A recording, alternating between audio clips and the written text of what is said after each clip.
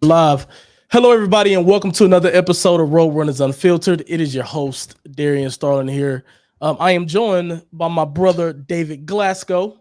Uh, he is no one new to the show. He's been on here 1,000 times. He hosted it a few times last year with me and stuff like that. But there's just a lot going on around UTSA, and I thought it'd be great for him to come on and talk to me. So, welcome to the show, Slim. Thanks for having me, man. Thanks for having me. You're killing it with your stuff, man. I appreciate it. I appreciate it. A lot of it is the community, honestly, man. It's a lot of folks who are passionate about the program and they want to talk about UTSA and everything that's going on around UTSA football. But without further ado, we got a few topics on the docket that I wanted to definitely jump into. Obviously, guys, fill the comment section with your questions while Glasgow is here. Ask him whatever you want. Ask about current stuff. Ask away. You guys know the drill.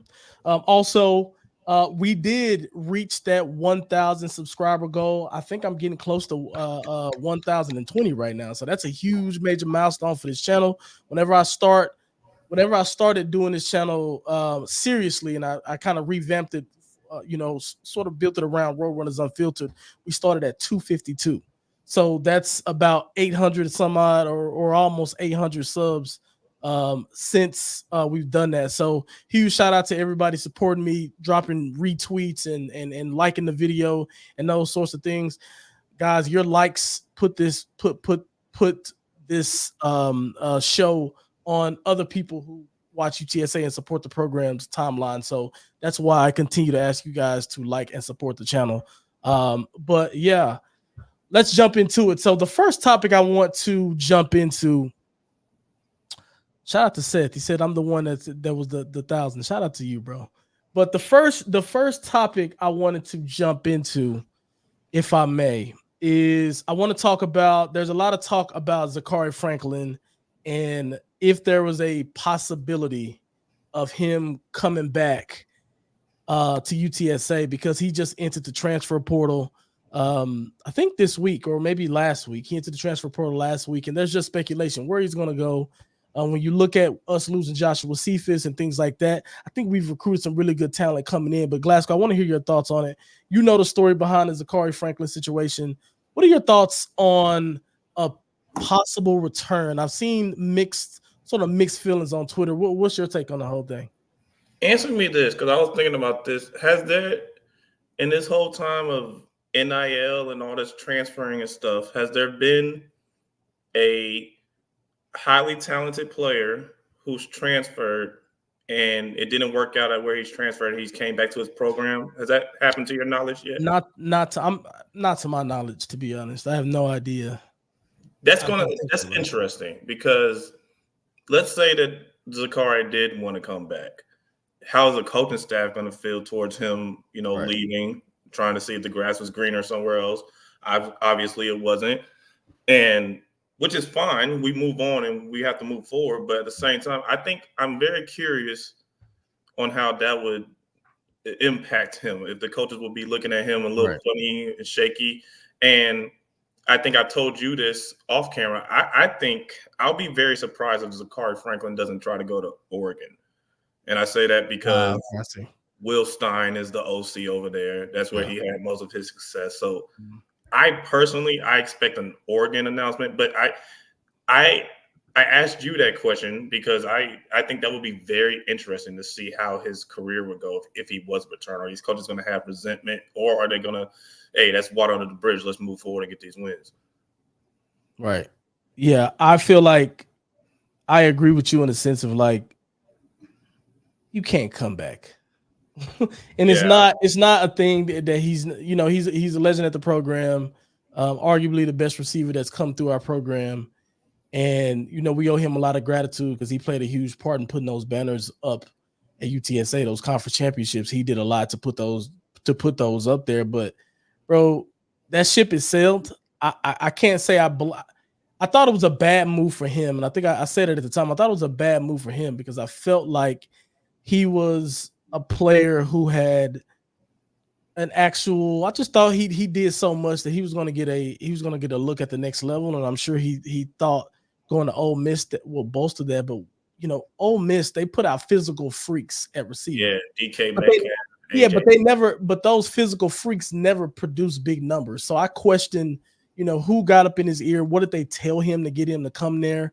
I know some of it had to do with the head coach over there, and I'm sure that was part of the reason as well. But it was just a bad move, and he's been, unfortunately, the main example of the grass ain't always green on the other side. So, I understand that he is talented, and there's a lot of uncertainty around UTSA and how the offense is going to look, what the quarterback's going to look like, what type of weapons are around a quarterback. I understand there's a lot of looks and a lot of concern around that, but I don't think we should go back to that well again. I think what I've seen in the spring game with JJ Sparkman and we got guys that came from TCU, Texas Tech, and things like that that's going to come in and that's going to fill in those receiver gaps. We got JT Clark coming back as well.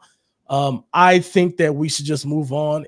His situation is unfortunate, but if I'm being completely honest, it should be a worthy example for Coach Traylor to utilize whenever he's trying to get some of these guys to stay home, right?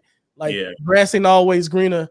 We have this example that's it's unfortunate, but it's a reality of what could happen if you try to go chase money in that way.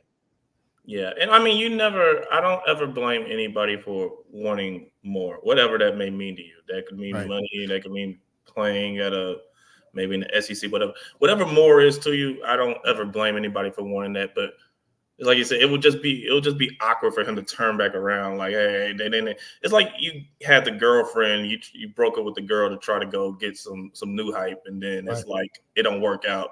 Like, I'm gonna look crazy if I try to show up at my ex's doing stuff with my bags again. No, that's bad. You say what? I wish him the best. I just don't think Term will be here. Yeah, I wish him the best. I don't think that. I don't know how you do that. You know what I'm saying? I don't know how you do that. So, there's just been a lot of discourse around that. I wanted to pop the show off with that. Let's get into some of these comments really quick before we jump into a couple of the other topics. Let's see. Let's start with, we got Seth. He says, bro, first one in. Shout out to Seth. Eric Cabrera, he says, thoughts on beating out schools like SMU and Arizona for today's transfer. He's actually a safety, and I see you got safety here. So basically, in a nutshell, Glasgow, it was just announced, I think a couple of hours ago. There's a safety from Stanford that just committed to UTSA. SMU and Arizona were teams in the running for him. I guess I'll comment on this I'll comment on this one first. My personal thought on this is huge for UTSA. I think we're an attractive team. It's funny because I was looking at the lineman that we're going for. We're in the running for a lineman right now. His name is Colton Tomasin or something like that. Oh gosh, look at this. Oh, that's dope. I don't know. Trust me, I didn't try to do that. I don't know what that's about. This AI stuff is crazy. Boy, that's smooth right there. Yeah. but no, my point was, I was looking at the schools that we were in sort of a competition with for this offensive lineman. I think he's an offensive tackle. Colton, he's coming out of Texas A&M, and I was looking at he narrowed down to his final three, and there was UTSA, there was Baylor, and I think there was maybe SMU. And I can remember back whenever we were playing, over a decade ago. It was about a decade ago, whenever we were playing. UTSA, we would, whenever we were in those three team races for a recruit, we knew we weren't going to win it. You know what I mean? Mm-hmm. But now you fast forward to where we are. After winning a couple conference championships, we've sort of built a winning culture. We have a coach that's attractive to play for. Now I look at this Baylor and this SMU, and I'm like, yo, why shouldn't he pick us? Obviously there's an NIL element that goes with it, but we are in need of offensive linemen right now. So he's probably going to come in and get an opportunity to play. And if you think about, we've been sending offensive linemen to the NFL. You just interviewed one of them in Spencer Buford, right? For the 49ers. So I think that we as just UTSA supporters just kind of got to get used to. We're gonna beat out teams like this going forward. Educate me, and the other common viewers. How, if you were a recruit now, right? If we were still playing, what would attract you? Talk about the NIL part for a little bit, because I know a little bit of it, but I don't think I know enough. What would attract you in a situation like this, where you say, like you just said, hey, there's SMU, there's TCU, for example, and there's UTSA or Baylor, whatever. What is UTSA doing to get these recruits to say, this is how we stand out? Talk about that a little bit for us. You know what I would say, my honest thought on that is I think that we're attractive because, number one, we're in Texas. I just think Texas is just a great place for football, and the best of the best come out of Texas. We send so many people to the professional level. I think Coach Traylor plays a huge part in a lot of this, if I'm being completely honest. People just want to play for him. I just know he's buzzing around the country. He's interviewed for big time jobs. He has just a lot of attention on him. I would want to go play for a coach like that as well. And it sort of puts you in the position. A lot of these guys coming from these bigger schools are going to look at UTSA. You know, UTSA is not a P5 school, right? So like, it's going to be an opportunity to come in and play. You're going to at least feel like you're going to have the opportunity to come in and play, right? So that, in my opinion, is weighing into some of their decisions on how they're going to come in, you know, on what their decisions are going to be. As far as the NIL stuff, like, we just really can't compete with that. So I think we're going to have to win in other areas. And I think we are a school that can give NFL opportunities to guys who come in and you know, guys who can come in and play well. So especially those bigger schools. What are your thoughts on this? Because you just said something made me think of something. What do you think of the argument of somebody saying, is the NFL, you'll make it to the NFL, is that as impactful of a statement anymore now with NIL money? Like when these kids got chances to make close to $1 million, like as a 19, 20-year-old, is that statement, does that impact still matter, you think? If the coach is saying, I can get you to the league, we know that's the ultimate goal, it should be. But if you're going to get a chance just to go to a school and get some generational wealth, then what? What really does that make that statement really about at that point? In my opinion, here's what I'll say. I think it's still a relevant statement because I don't think everybody's walking into any of these programs and making millions of dollars. I think there are a select few on the bigger teams who are making that much money. And then you have some of those bigger teams where guys are making, you know, nice change. Don't get me wrong, but I don't think it's generational wealth for the vast majority of the kids that's doing this, right? And then I think what's happening as we continue to grow in this NIL environment, what you're going to start seeing is a lot of these guys who are doing all these transfers, if you don't come in and play, you're not going to get that $100,000 they guaranteed you for that year, right? You got to come in and play and be an impactful person for people to want to do business with you and want you to promote their stuff and market their stuff. They're not just going to give free money, free big time money, hundreds of thousands of dollars to someone who's going to come in and ride the pine or maybe not even make the traveling roster, right? So like, I think I don't know this for specifically, but it's just I've talked to a couple guys. I was talking to Frank whenever he was on there, and he was kind of saying like, yeah, the money is good, but it's not what people think, right? So I think that the NFL dream and stuff is still alive, and I think it's still a good selling point in my opinion. Okay.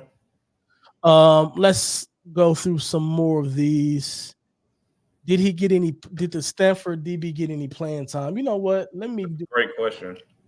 I'm just gonna go. Let's look at his stats. Let's go to his stats. Let's see. Well, my man. Let's see. As a freshman, he got the Outstanding Freshman Award, appearing in 11 games, making 6 starts at nickel. He had 25 tackles his freshman year with the pick and 6 PBUs. His first career start was at nickel against USC in 2021. As a sophomore, he only played 4 games, and he retained the ability to redshirt. And then as a junior, he only played one game. Yep. So statistically, he had a really good freshman year, but it's went downhill since. I don't know if that has a lot to do with injury or stuff like that, but you never know the situation. It could be injury. It could be, there's some miscommunication between him and the coaching staff. It could be a lot. Right. But I'm curious. Yeah, I'm curious if that's always my first question with any transfer. Like, what's the reason it's transfer? Was this a competition thing, or was it, this just wasn't a good situation or a good fit for you? Right. I'm always curious about any transfer. Yeah, so am I. I think also what you got to be careful about as well is like, I think that point you brought up about like anything can happen in these situations. So like you just never know, you know what I'm saying? Like what goes on. But I think that one of the things I take out of that is he was at Stanford. He was in a Stanford program for a while. So I'm sure he's gotten bigger. I'm sure he's utilized their resources and got some good coaching. So I think regardless of if he had a lot of time there or not, I think he'll be good. Yeah. Let's catch up on some more of these. Let's see. Shout out to the members. Hey, if you guys want, speaking of the member thing, and this is new. So I will be like, now that I got to 1,000, I've been waiting on that, waiting on the 1,000 mark to start really increasing the members only content. So that stuff will be coming starting later this week. Shout out to my members. Shout out to Angela. Thanks for the congrats. Shout out to Miss Carol. I really hate that I missed Carol. Yeah, I really hate that I missed her at the game. I seen that she had posted a picture, and I was like, dang, I wish we could have made that happen. Big Mike is in the chat. Here we go. Mike say, we had a basketball player that's on the team at UTSA now that transferred and then came back. Okay. Oh, okay. Yeah. Cool. Mike said he was going to pregame for this, by the way. He said that's how excited he was to see us on the camera again. That means he's going to be filling the chat up with something crazy. Yeah, he already started halfway. Yeah, we got a couple guys here that are commenting on the Zakari saying that bridge has been burned. And now he's gone. My man David says, will the chemistry be the same with a new QB if Z came back? No, it would not. No. Not at all. Really not. Let's see. We got some more comments on this Zakari thing. Time will tell if he makes the attempt to come back. I do not see that happening, though. We have moved on and have depth at the wide receiver position. That is correct. Let's see. Seth says everyone deserves a second chance, no matter how much or how they put banners for the school. Who are we to tell someone not to bet on themselves? I'm not telling them not to bet on themselves. I just think that good for him, but you just run a risk when you take that gamble, right? That's really the message. Whenever you leave a situation where I won't go too deep around in a rabbit hole on this, and I'm sure Glasgow, you can agree with this. It is so hard to find yourself in a position where you vibe with the coaches, you're getting playing time, and you're playing well on the college level. You know what I'm saying? And like for most folks in the college, and this is how it was for me. Mine was coach dependent, right? Like I was better at playing in this style. I was better whenever we shifted the defense to this. You know what I mean? I had pockets throughout my career at UTSA where I felt a lot more comfortable, right? Mm-hmm. Whereas, and that's kind of how it is for a lot of people. I'm sure you had similar things in your career as well, of like there were certain seasons and certain, ways of offense and certain runs that you got that I'm sure you were more comfortable with, and that led to a lot of your success. So like I look at it as a Zakari situation, I'm like, anytime you're in something where the offense is built around you and you get to eat the way you eating, don't leave that. That's kind of. I never understood that. That's why this NIL stuff is so interesting. I never got that. I think. Do you think it's that these athletes take that situation for granted? Because you have to. Oh, of course. Well, you got to think about it, Glasgow. Remember us at 21, 20, 22, wet behind the ears, not knowing what to do, super high confidence. Mm-hmm. All of your family and the people who support you are only going to tell you good things. They rarely tell you bad. You know what I'm saying? Like, so, in that situation, it's like a lot of the times it comes to, what are folks putting in his head? Yeah. at that time? What is the support system telling them to do? And we're gamblers, bro. We're being athletes. You know how it is. We're going to believe in our talent and believe in our abilities to make whatever happen anywhere, especially whenever we felt like we should have been at one of these big Power 5 schools anyway. You know what I'm saying? So that's just a tough thing. It's a tough situation. Yeah, man. And yeah, I guess you're right. When you're that age, you feel like you're Superman. So you're going to feel like, I'm sure you get to a point where you're like, it don't matter what offensive coordinator we got. Right. Every offensive skill player, I'll tell you right now, every offensive skill player thinks that they're going to get to the offense and the offense is going to focus around them. Right. That's what everyone thinks. And so that's why it's always so surprising when I see these kids leaving and stuff, because it's just like, man, if you're the X factor, I don't understand going over here and having to reestablish that again. Like, that takes a lot to reestablish. But 100%. I guess, man, it's like you said, when you're young, you can't really, if you don't got the right support system, you're going to think you have no limits to your abilities and you're just going to do anything competitive. So, yeah. Let's run through a couple of these before we hit the Deion topic, because I definitely want to talk about this Deion Sanders situation. Oh, I can't. In appreciation to Coach Traylor. But let's see. Gregory says, what about the defensive line and defensive ends? Anybody through the portal that can fit in with UTSA right now? I think we already have a good stable of D linemen. We brought a few guys, a few transfers in. That's already played on a Division I level, or I think on a P5 level, on to bolster our D line. So I don't imagine that we go there. I do think we need to address the offensive line, and I think we need to continue to add bodies in the secondary. So those are some of my thoughts on those. Elijah Davis says, do you see UTSA getting a transfer quarterback at from the portal at this point? I'm going to say no. I would like us to do so based on what I've seen at the spring game, because I think both of the quarterbacks we got are good, but I think they need a push from a veteran guy, and I think a guy needs to come in and try to challenge them. What do you think, Slim? How did they look at the spring game? I didn't get to look. How did the QBs look? Yeah, the QBs looked okay. I don't think anybody just popped off the screen to me. I think Eddie Lee Marburger was a little bit ahead of Josh McCown, even though Josh McCown came out as Owen McCown came out as the starter. He ran with the ones. Or I can't say he ran with the ones. He came out first whenever they put first team offense, because Coach Traylor's trying to maintain this 1A 1B thing with them. I thought at the spring game Eddie Lee looked a lot more calm, poised, and he can throw a good deep.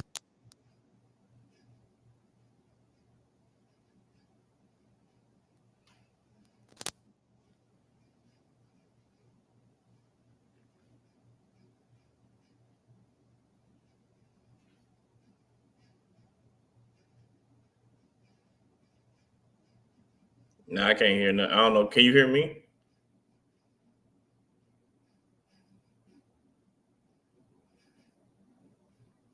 I don't know what happened.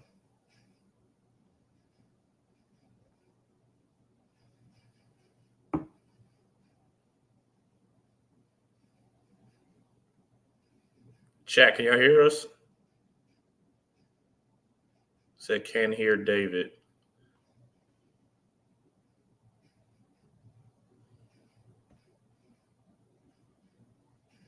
No sound.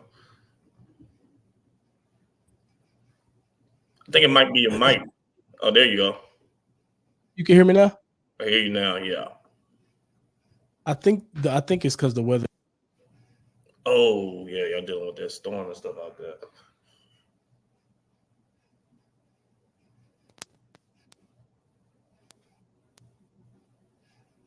It's off still. It went back off.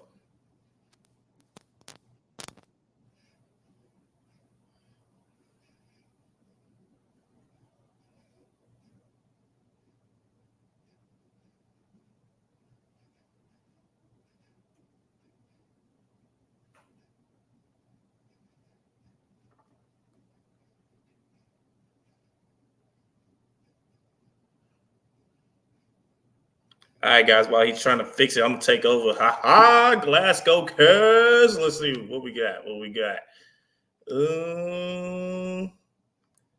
Let's see. Popeye Carter. What's up, Popeye? Do you think the Trey Moore situation will work out for him? I do, personally. I mean, he was a hell of a player.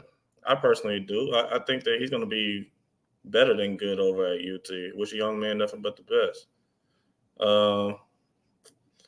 Let's see. David now, the Queen Flip takeover. Welcome to the Glasgow show. Yeah, buddy. Let's see. I was shocked when Z left the Ole Miss. He looked like on the quiet, loyal one. Yeah, look, like I said, man, you can't really blame these kids when they have some type of opportunity, especially, there's other sides to this NIL stuff. Me and Spencer Griffith talked about it a little bit. You can't blame these kids when they come from, and I don't know Z's situation. I don't want to disrespect them, but a lot of these kids come from impoverished situations. They don't have much growing up.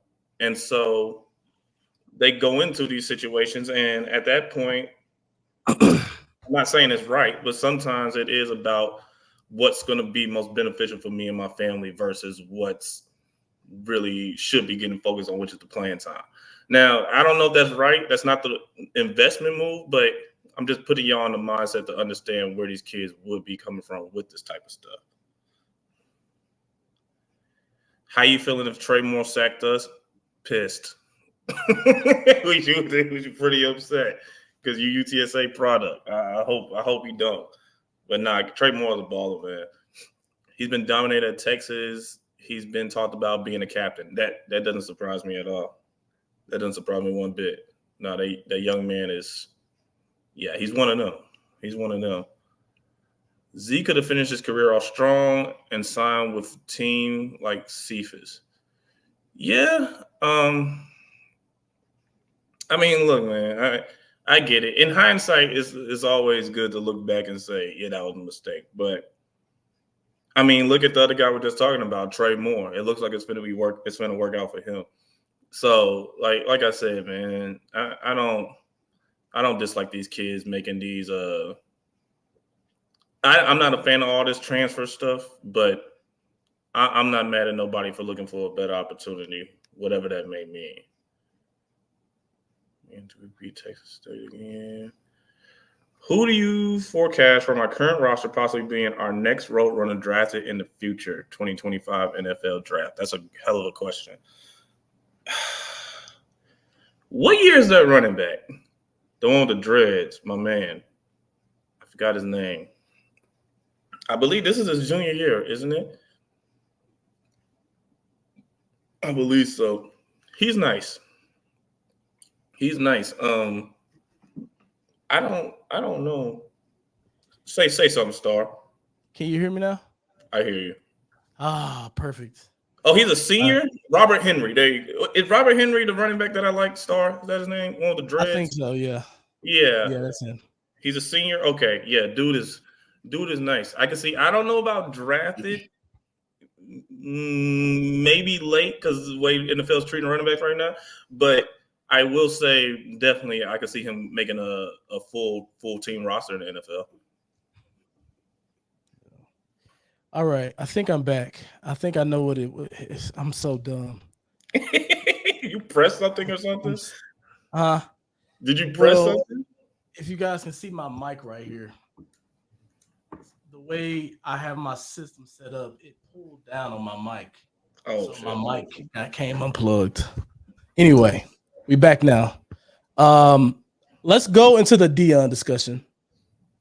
Oh, please. And I'll get back to a lot of the questions that we skipped. I know we skipped some while I was trying to sort out my situation.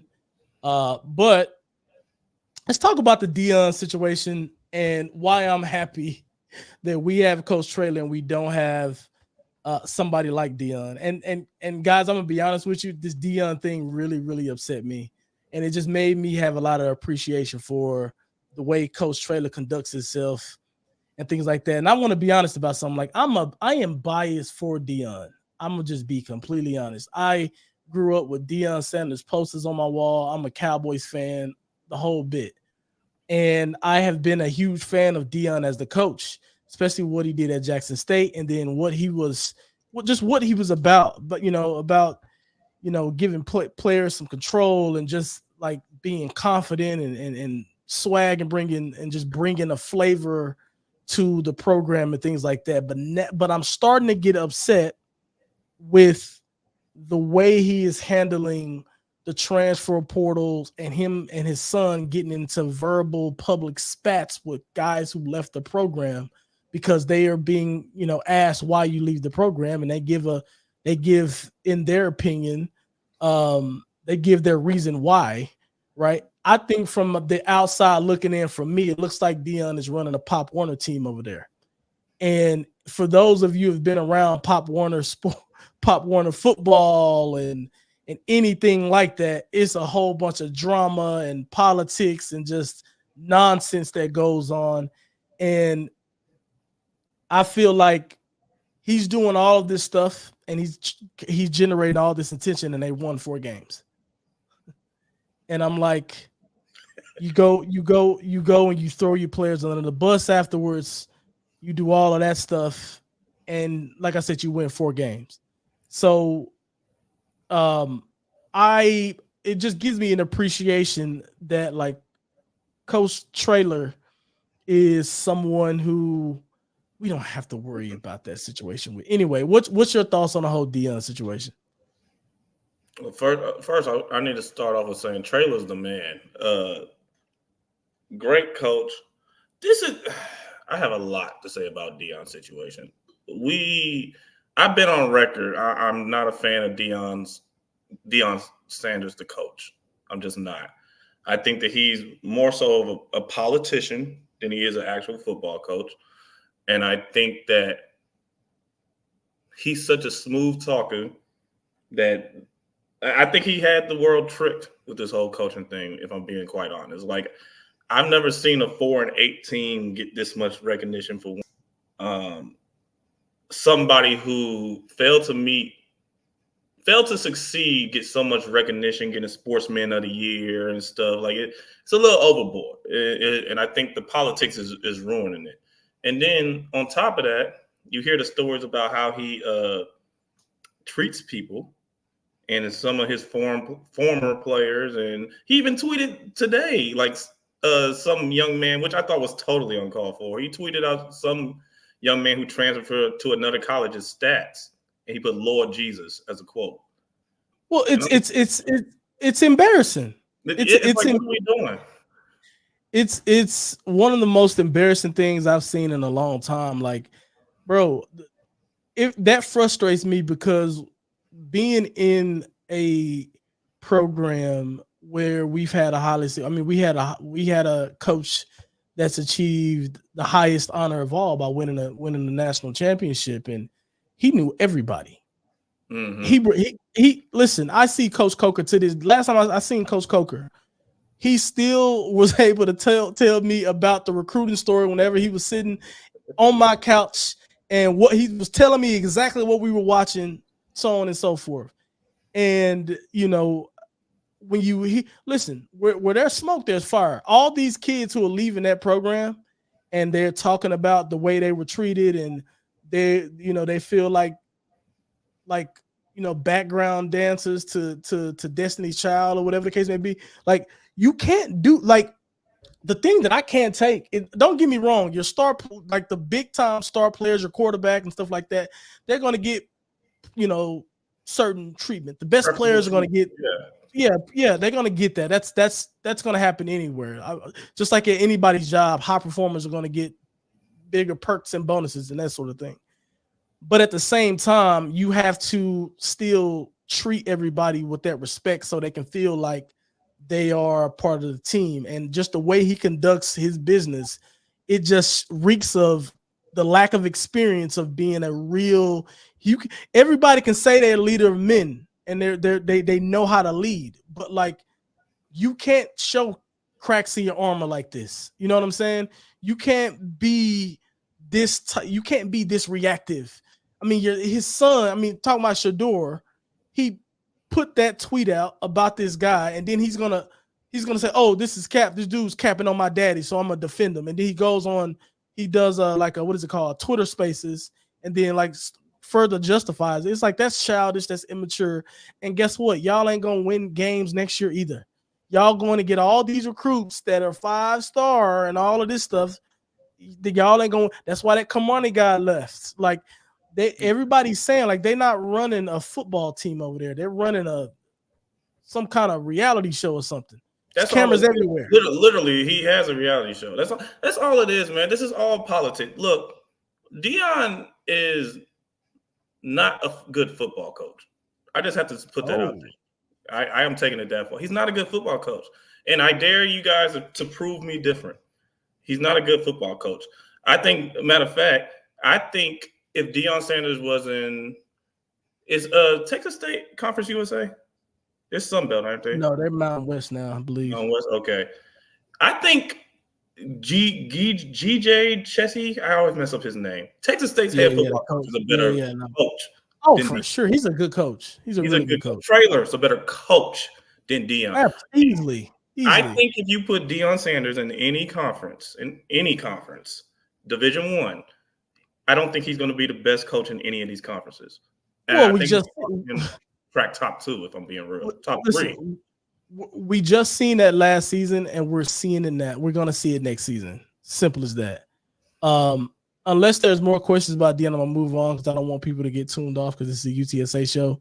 But I had to sneak in the Deion stuff because I'm probably going to put out a separate video on Deion in general to go in on it. But I know this show is a live chat, so I'm going to try to keep it flowing. But Deion, dude, you got to do better. You got to do better. Let's see. Back to these questions. Who do you forecast from our current roster possibly being our next road runner drafted in the future? That's a great question. Who on the current roster possibly being our next road runner drafted in the 2025? That's a great question. We got any beasts on the D lineman side? It would have been Trey Moore, but he's not there. He's not with us anymore. He would have been an obvious one. That's a great question. Dude, I don't know. Just trying to think of anybody that's just like popping off. I'm just looking down the roster right now. We have a lot of good guys that I think that are going to get opportunities. I just don't getting drafted is a hard thing to do. You think about like Joshua Cephas didn't get drafted, right? Yeah, he was a great player, even Rashad Wisdom. I know he's undersized, but I think like he plays bigger than what he is, and he was a dominant force for years. And these guys don't get the opportunity to play. I tell you one guy. You know what? You said Joe Evans, 2025. Joe Evans.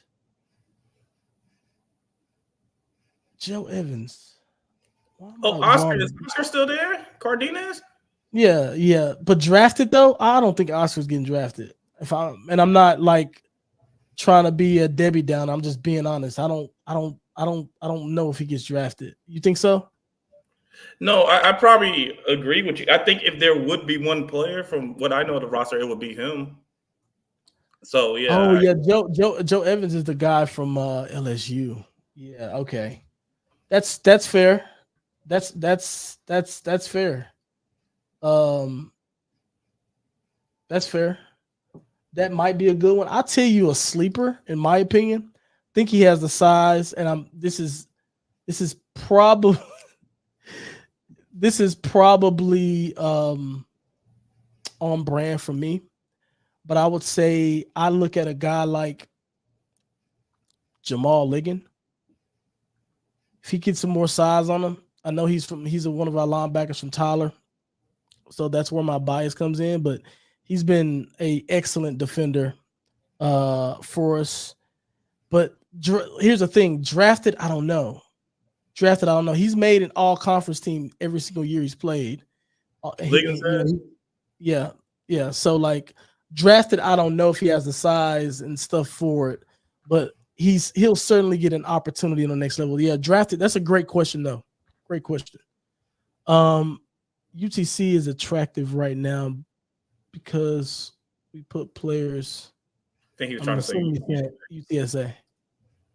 Shout out to Mike. He says Deion Sanders.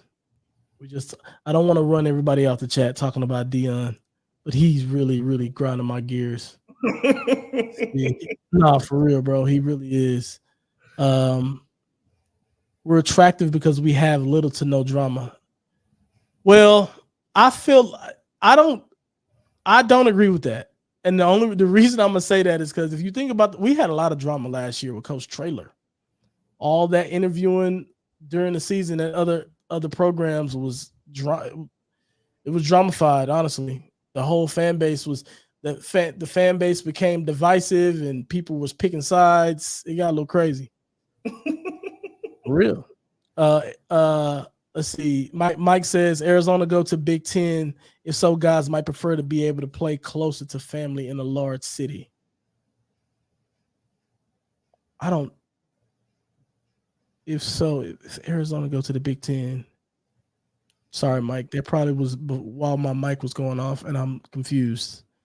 I think maybe he's talking about keeping the homegrown talent. Yeah, probably. The San Antonio and Austin area. Well, Austin has UT right there, but still, you can compete. Right. But man, San Antonio has a lot of. I could say this as being a native. It has a lot of.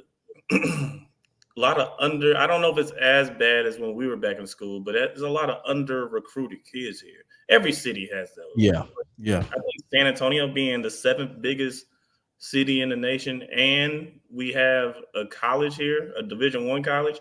If coaches just put an emphasis on finding those kids that are under-recruited, man, and keeping them here and putting them at UTSA, I think we'll be in a good position.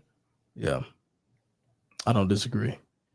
Ted says our football culture says it all. We are good at retaining players. Well, we're good at retaining some players, but we lose our best players every year. That's what's been happening. Cam Alexander, Trey Moore, need I say more? No pun intended. Jesus, I didn't like that. ATX said, okay, so ATX's joke about us not having little to no drama, that was a joke. So he said, joking aside, I think our greatest strength in recruiting is being the rebound guy. We don't get them out of high school, but we get them a year later. This is a great point. So Glasco, I was talking to somebody about this, one of the guests before about this, and we were talking about where do we fit in as UTSA, where do we fit in this transfer portal discussion, right? We are the perfect rebound team because it's a backdoor way of us getting 4-star recruits. Think about it. So you have a guy who's a 4-star recruit who will go to A&M, go to Bama and stuff like that. Like, I mean, we got a couple of those on the team right now that we just signed. You have guys who take that path and they go to those big top, Power 5 schools, right? And it doesn't work out when they get there, and then they want to play or they want to be in a different environment. Come to UTSA. And we're getting those guys who have spent a year or two over at Alabama in that program and getting bigger and better and being under that coaching. And now we get them to come into UTSA and boom, we look up and we got 4-star recruits all up and down the roster, right? So give me your thoughts on some of that. It's interesting because once again, this NIL stuff has made it interesting because when we do get a transfer, somebody new coming in, rebound guy, quote unquote, my question is always, what is their intention of coming here? Right. And I don't mean this as a slight at UTSA, but we don't have the resources or the money that a UT, Bama, a college like that would have, a university like that. So I think a benefit of us being where we are, not being as big as those programs are financially or whatever, is that those guys who do come there, it's like they're coming there specifically for the purpose to try to get on the field or play. Right. It's no funny NIL reasons they're doing it. It's like, nah, I'm coming here to play. So, yeah, I think that's kind of an advantage of us being who we are and where we're at right now. Is maybe we can't compete with these schools on the front end when it comes to some stuff, but as the time goes and develops, then we got a foot in the race. Yeah, that's a good point. I think, and the other small nuance there is it's important for our coaches to not just jump at a guy because he's at Bama, but make sure that we evaluate that talent and make sure those guys who will transfer from those schools are actually players who can come in and contribute. So that's a part to me that doesn't get talked about enough. We just assume that, a guy's coming in from Bama. That don't mean he's going to come to UTSA and play. You know what I'm saying? Right. Ball game when you get up in there. Yeah. Mike says, say Stanford, of course. Yeah, for some reason only played in one game. Oh my God. See, All right. He says, let's see. I think this is a new person. Welcome to the channel. If you are new to the channel, make sure you smash that like button and hit that subscribe button as well. That'd be great. And if for those of you who've been here for a while and enjoy the content, be sure to join the channel as a member. Lots of new content coming up now that we hit that 1,000 threshold. But let's see, we got chosen ones. I think this person is new. Welcome. I was shocked when Z left to Ole Miss. He looked like one of the quiet, loyal ones. He just probably was chasing some money, if I had to guess. And you can't even blame him. Like, you can't blame them for trying to go change their lives. I mean, it's unfortunate, but for us as a team, but it is what it is. But we talked about Z ad nauseum, so I'll continue to go. Let's see. Seth said, Mike says, here we go. Seth says, as long as we keep winning, UTSA will be an attractive school. That is absolutely correct. I think Glasgow covered this one. Do you think Trey Moore's situation will work out for him? I hope so.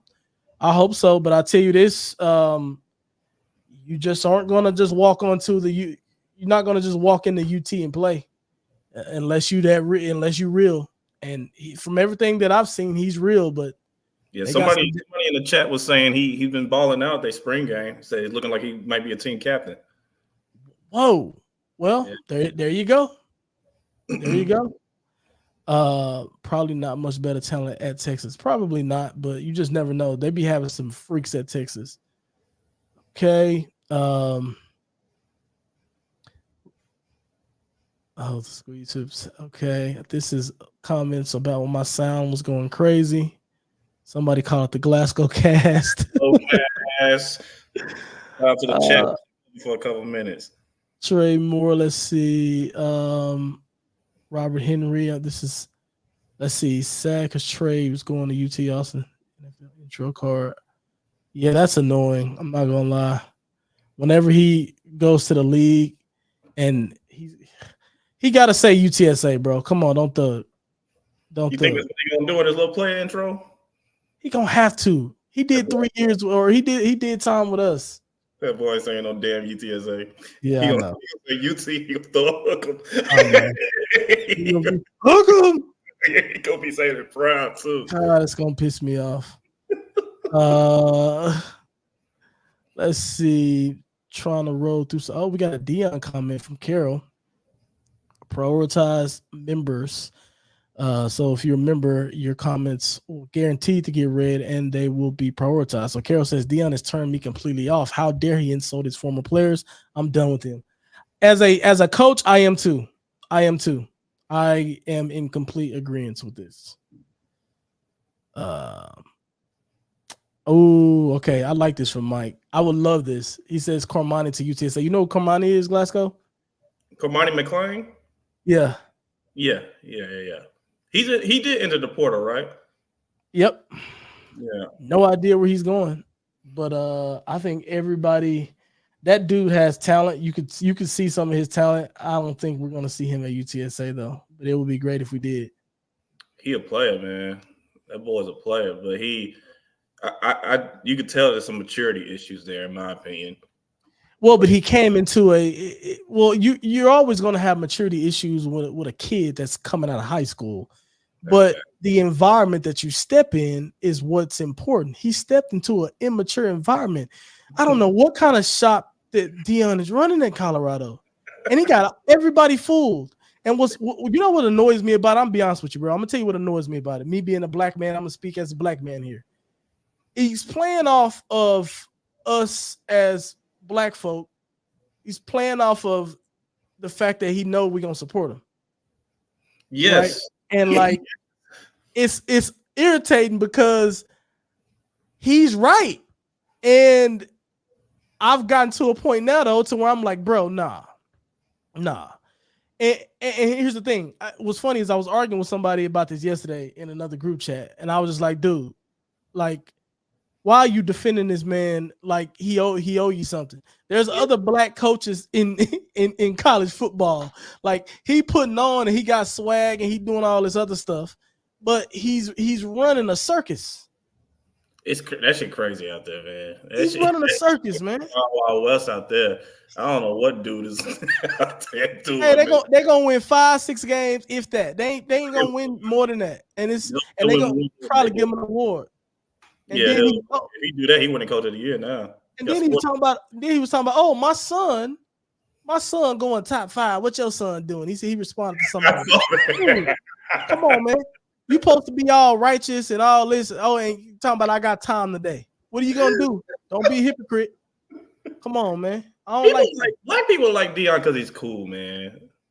We gotta keep it a beam. Like it don't matter what he do. People like Deion because he's cool. Yeah, he cool, but he's an idiot now. He's being an idiot. Yeah, you need a little bit more than that to impress me. I'm sorry. Exactly. For me, don't be doing all that talking and then go out and win 4 games. you remember Shador doing this with his watch after they won? They ain't win another. They won 1 game for the rest of the season after that. Come on, man. Boys ain't beat nobody. They getting me riled up. Let me calm down, man. Let's move on. Deion is all right. Texas State is in the SBC. I'm not sure what that is. We're gonna roll through some of these. See if we got any more questions. Anthony Hernandez says Oscar has great potential at tight end to be well. Yeah, especially, and he did slim down quite a bit to better like prepare himself for the league and stuff like that. He's definitely trying to make a push for that. Okay, Carol B is on it as well. She said Oscar's lost weight. Yep. Oh, my boy slimmed down? Oh yeah, dude, he's lost a lot of weight. He's lost a lot of weight. A lot of weight. Let's see. JT Clark, if he can stay healthy and be pushing for a comeback player of the year, he has a size at wide receiver, I believe, which him the best. No team is gonna. Jesus, I don't like saying this, and I'm not. This is me. Well, here's what I'll say. As bad as this is unfortunate, but as bad as his, I'm curious to hear your thoughts on this too, Glasgow. As bad as his knee injury was, I think teams are going to stay away from him from a draft standpoint. I think he's definitely good enough, regardless, to get brought into a camp and try to make a roster. But I can't see a team drafting him after missing basically a season and a half. You might be right, but yeah. I mean, shoot, wasn't that boy Michael Penix? Didn't he have a serious injury in college? I think so, but I thought he tore his ACL. Oh yeah, no, you're right. He tore his ACL twice. Yeah, see, my man was first round, first top 10. So, I mean, look, if he balls out this year and stays healthy, I think he's okay. He has a great chance. But yeah, that's definitely going to be something that these teams are going to take into account is the injury history. But I think if he balls out and stays healthy, he has a chance. If I'm honest, I think that the quarterback position is a little bit of an outlier because it's so rare to find guys that are that good. Whereas at receivers, dude, there's a lot of good receivers out there. But I hope he does. 100%. Let's see. Got another member. Drama. Fans jump ship when they lost. I don't disagree. There was a lot of folks who jumped ship whenever we started losing and it started looking bad. 100%. Then Traylor started leaving. Yeah. It was listen, we're gonna get our resilience tested this season. I can tell you that much. Based on what's coming. We're getting closer to the hour, so I'm gonna roll through some of these. Let's see. Any word on that UTCB Terrence Brooks possibly transferring to UTSA? I looked at that. I was doing research on that before the show. Didn't see any new developments on it. There's obviously interest there. I think it'll be a great pickup for us, but I can't see it happening. Back when y'all were talking, okay, this was Mike talking, giving us a reference point. Let's see. It's Rab says, if UTSA does not win the AAC, then I do not think anyone gets drafted, unfortunately. Seems scouts do not respect players in G5 if their team doesn't win their conference. I just think it's up to the players. Go ahead. If you're a freak. I mean, exactly. Yeah, like you got dudes from North Dakota State getting drafted high and stuff. Yeah. Like they gonna find you if you're a freak. I mean, you ain't gonna get the attention as an Alabama or one of those, but they still. Right. And it may not be an early pick. You know, the early picks are generally going to be your P5 schools, but later in the draft, I think, you know, the G5 schools get love as well. Also, and then also guys D2, D1 AA, they get drafted also. So we'll see. Memphis running back got drafted. Maybe they come here to get better highlights. Maybe isn't that why Denver Harris came here? Trey Moore left so he get way more playing time here. Trey Moore left so he'd get way more playing time here. I think they're talking about Denver Harris. Who's Denver Harris?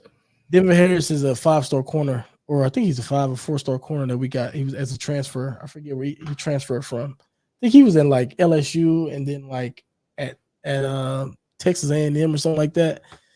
He should be our top corner this year, but he didn't play in the spring. I was looking for him. He didn't play in the spring game because they were nursing. He was nursing like a hamstring injury. Okay. But yeah, we'll see. We got Batfoy says, David Glasco, has anyone ever told you that you sound like a YouTuber named Long Beach Griffey? I never know. We've never gotten that Batfoy, but I'm gonna go look up Long Beach Griffey. I never heard of him. See if he's jacking my swag. I think you're jacking his swag. That's probably what it is. I'm the originator. Somebody said, "Who the F is, look at this person. Who the F is this? I never subscribed to this channel." Hey, welcome to the show, bro. Hey, welcome to the show. Yeah. Log on, subscribe, comment, like, all of that, man. I know he unsubscribed. I'm finna check it right now. I guarantee it. Hey, guys, y'all will be surprised at how people are so serious about who they subscribe to. They will unsubscribe you in a heartbeat. It's hilarious. It's fighting. You have to fight to keep those subs. Helotus Runner says Lane Kiffin is a lying snake. Okay. I think they talk about the Z situation. Okay. Who's this Pig Cage guy? That's the most awesome name I ever heard in my life. Dude, he's a good player. He's a good player. Yeah, he's a good player. Question, did Pig hit the transfer portal because our new safety transfer is coming in? I don't think he did. No, not that I've heard. I don't think so. I just think we need help at safety. Think about it. We lost both of our safeties, if I'm not mistaken. We lost Rashad Wisdom. We're going to need guys to come in and fill that role. ATX is going to throw out a different reason why Z left. Do y'all think Frank's injury in the offseason affected his decision? That's a great question. I would say no, though. And I would agree. Yeah, I mean, look, I don't think – because at the end of the day, he was still a focal point of the offense. So whether it be Frank back there or whoever it was back there, Z was going to get the ball. Right. So, yeah, I personally don't think that was the driving factor in him leaving. Right. Yeah. Let's see. We have a few more left. We got good viewership today. 35 live. Shout out to you guys. Make sure you like the video. Let's see. You need to get an intro music for your show. I've thought about that, but like YouTube is about keeping attention, and I'd rather just jump right into it. I might do what Luke Thomas does. He'll start talking for a little bit, and then once he like locks in and focuses, he does like this little quick like 3-second thing. If you guys just knew how technical YouTube is with trying to keep and hold people's attention, you know why I just start off the cuff and go forward. Oh no, Michael Robeson. I'm a naysayer and I'm proud. Oh Jesus. I have to keep going. UTSA versus Colorado college football playoff first round. We dog walk Colorado. I'm telling you right now. We will beat Colorado. What's y'all's thought on the G5 playoff? I would love it. I recommended this, or I'm saying like I recommended this, like I'm like was talking to somebody, but I was talking about this on the show during the season, and I was saying that like, listen, it's just kind of like the NIT tournament, bro. You know, like in NCAA basketball. Like, I think that for school, like, why can't, if you got this whole group 5, these group 5 folks, they can't make it to they're never going to get a bid into the college football playoff. Why not just have a separate playoff for schools in this and just kind of split the leagues? Why not? I don't know. It'll make everything more exciting, in my opinion. What do you think? That's a good idea. I never even considered that, but that's a very interesting idea. I mean, yeah, because the schools can find a way to just call them bowls, and they can get money, and it's an extra game, and viewership will go up. It's more football. More football. And you need something to spice up these bowl games now, because bowl games ain't what they used to be. Yeah, all these kids are sitting out and stuff, so that would be a great thing. It would spice up the postseason for like us, right? Because we obviously like we watch and we want to see we watch and we want to see more and more football and more meaningful football, right? So the conference championships and us fighting for conference is fun, but the bowl game is never that exciting because it's like, oh, you just win a bowl. And then it's been exciting for us because we finally, we hadn't won a bowl game up until this past season. But if you want people to care and you want to liven up the G5 postseason, I think you should do it. That's a great, what's the name? That's a great suggestion. I think they're going to start getting rid of conference championships. I see that getting out of here. That'd be crazy. I hope only not. reason I say it is because it's starting not the whole weight. Like if you look at a team like Florida State did, like they won a conference. That's true. I get what you mean. Like at that point, and then you got teams who lose or don't even play in a conference championship who might get a top 4 seed. It might make it less meaningful for those teams that are in the P5. Yeah. Like them winning the conference championship is probably less meaningful, but I think it's pretty meaningful for like us, like in our situation. Yeah. Let's see. Jamie says a little drama doesn't hurt. Puts the name out there. Hey, all news is good news. That's what they say, right? Anything about that Kennesaw? Heard anything about the Kennesaw State program? I don't know, but I'm marking it as a win on our calendar. If I'm being honest, I probably shouldn't do that. We played them. I think that's like our first game of the season. Oh, okay. Or first and second game of the season. Let's see.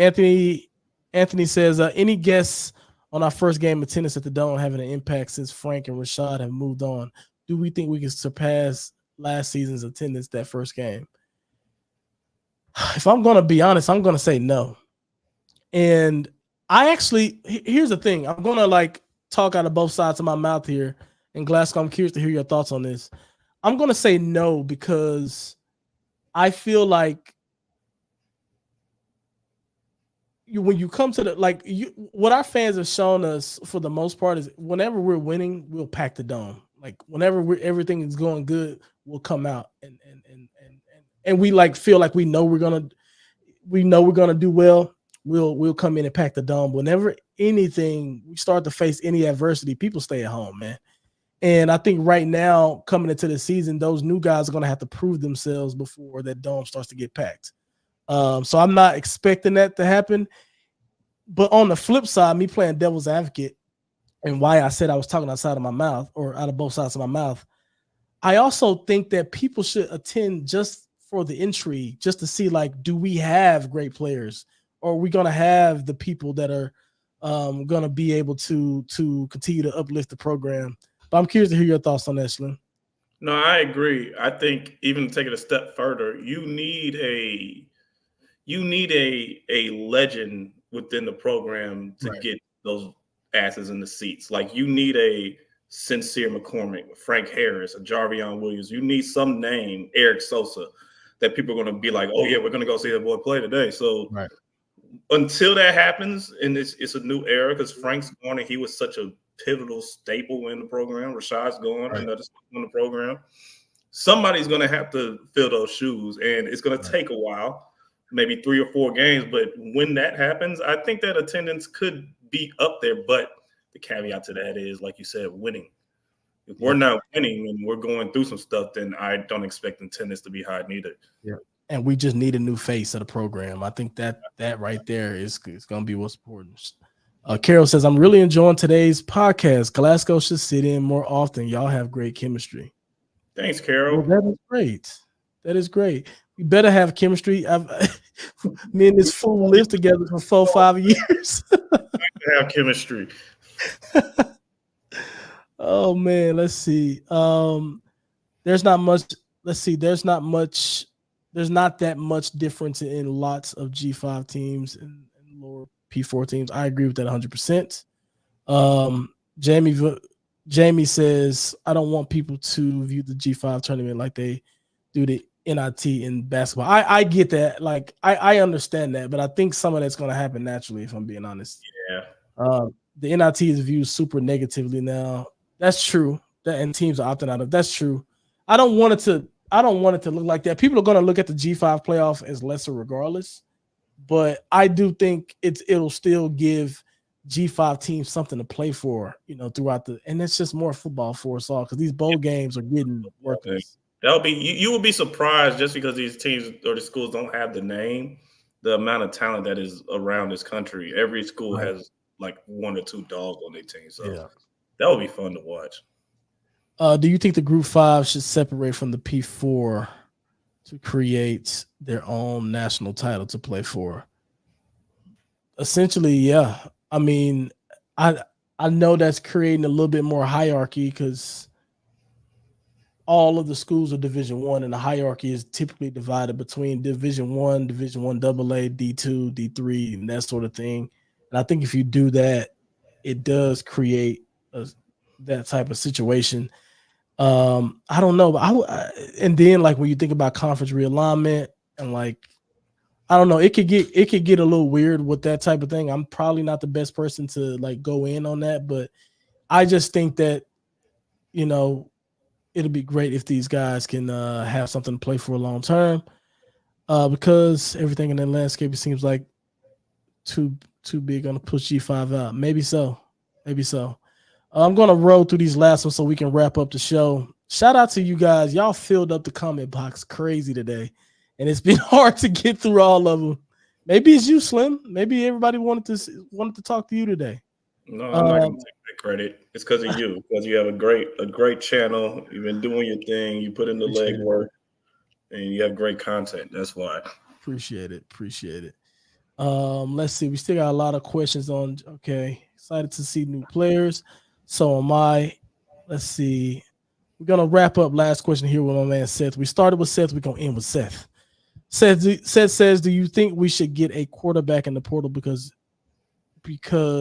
if our quarterback just play average and not what we expected them to play?" I'm assuming you're saying,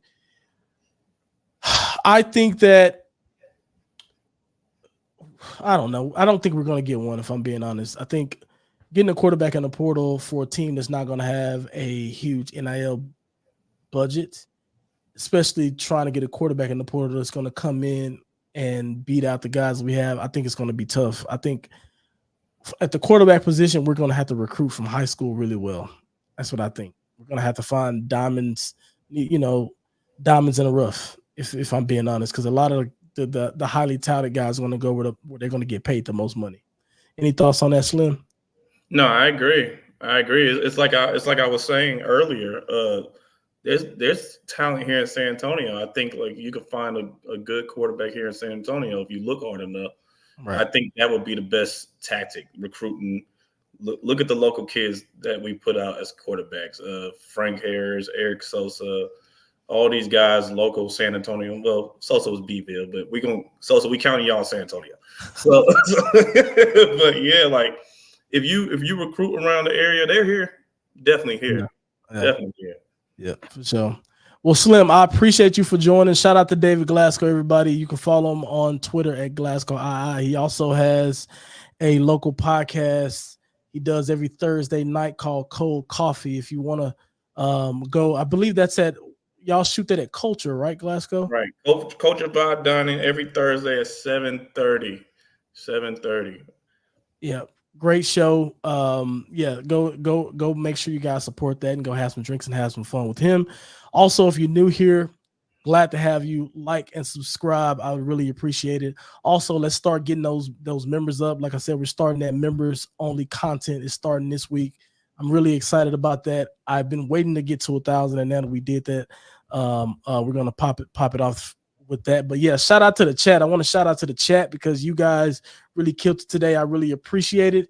But yeah, lots to talk about. We will be back same time next week. I will catch you guys on the flip side. Peace. Later, everybody. Water those